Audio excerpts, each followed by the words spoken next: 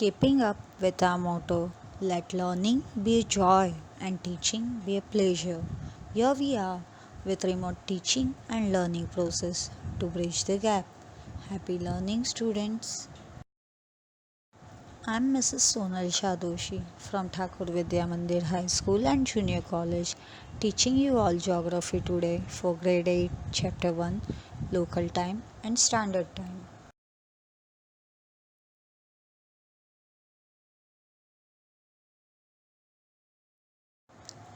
Let's recall, why does the duration of the day and night keep changing? The change in the duration of day and night is caused by the rotation of the earth on its tilted axis and revolution path around the sun. How many longitudes can be drawn on a world map keeping an interval of 1 degree each? So there are 360 longitudes. They can be drawn on a world map keeping an interval of 1 degree each.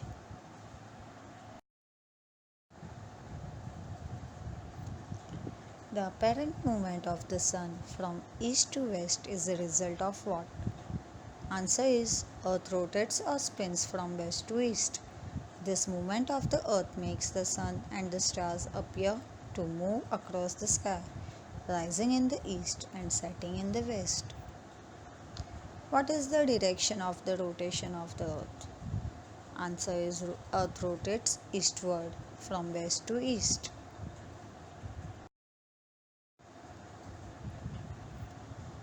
While the earth rotates, how many longitudes face the sun daily? So when the earth rotates from west to east, every meridian on the earth's surface faces the sun once every day. But every day in 24 hours, the earth turns through 360 degree of longitude. So 36 longitudes face the sun daily. At which longitude does the date change? The international date line is an imaginary line of demarcation on the surface of the earth that runs from the North Pole to South Pole. So the international date line is roughly based on the meridian of 180 degree longitude. How was the time measured in olden days? As the sun moves across the sky, shadows change in direction and length. Thus, in olden days, time was measured by the sun, the moon, and the stars. In olden days, time was measured with the help of a device called sundial. It is a device that tells the time of the day by the position of the sun.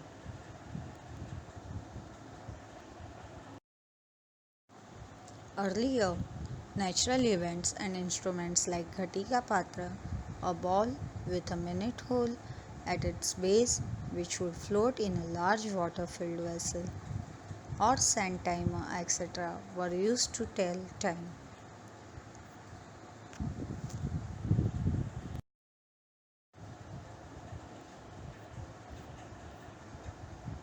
In present times, what are the instruments used for time measurement? In the past, a common time measuring instrument was the sundial. Today, the usual measuring instruments for time are clocks and watches. For highly accurate measurement of time, an atomic clock is used.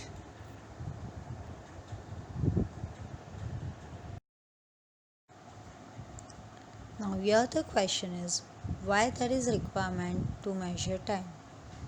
So we get up early in the morning, brush our teeth, take a bath, then we have breakfast, go to school, we study in our classrooms, we return home, go to ground, play in the evening, we have our dinner, brush our teeth and go to sleep again.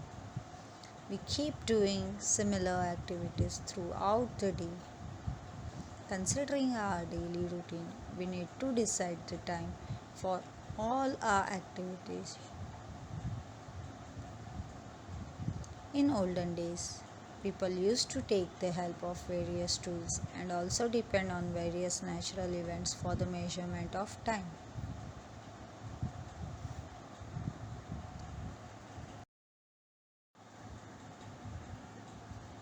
On the basis of observation and experience, they divided the day into the following parts: from sunrise to sunset, that is daytime, and from the sunset to the next sunrise, that is nighttime.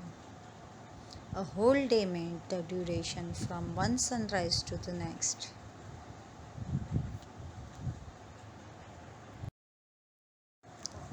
Let us see how time is measured. The earth takes 24 hours, that is, one day to complete one rotation. We consider the direction where the sun rises to be the east. Thus, the earth rotates from west to east. As a result, we experience sunrise, noon, sunset, and midnight.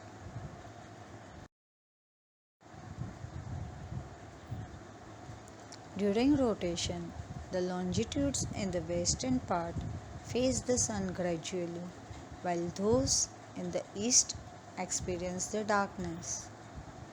The longitude which faces the sun experiences sunrise, while on the other hand, the one in the darkness experiences sunset.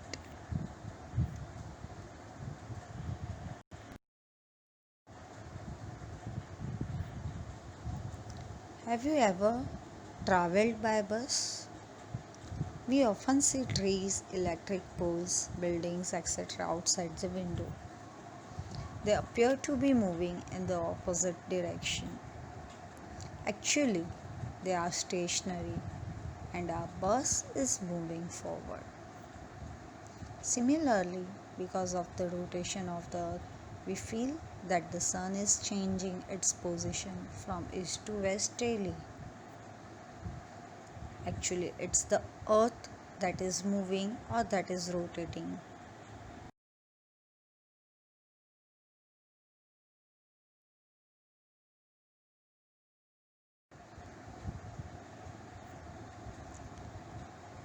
As soon as the sun starts moving up in the sky, after sunrise, the length of our shadow reduces.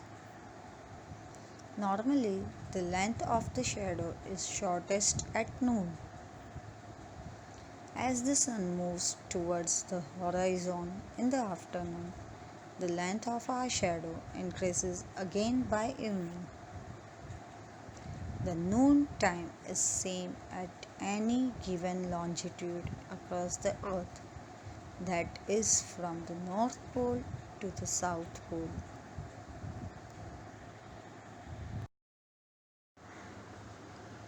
So, the time of a place as decided by the location of the sun in the sky is known as local time.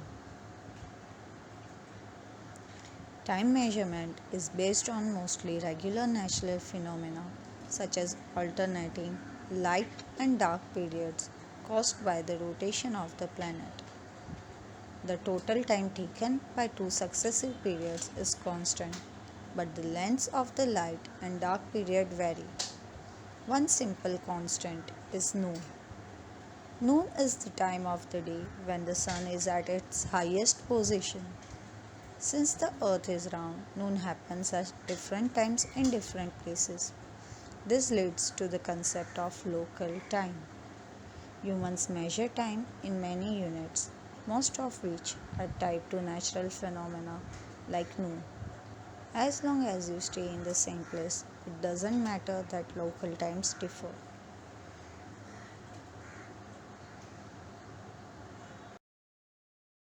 So students, today we have done with local time. Now in next session we will do standard time and difference between local time and standard time. Thank you.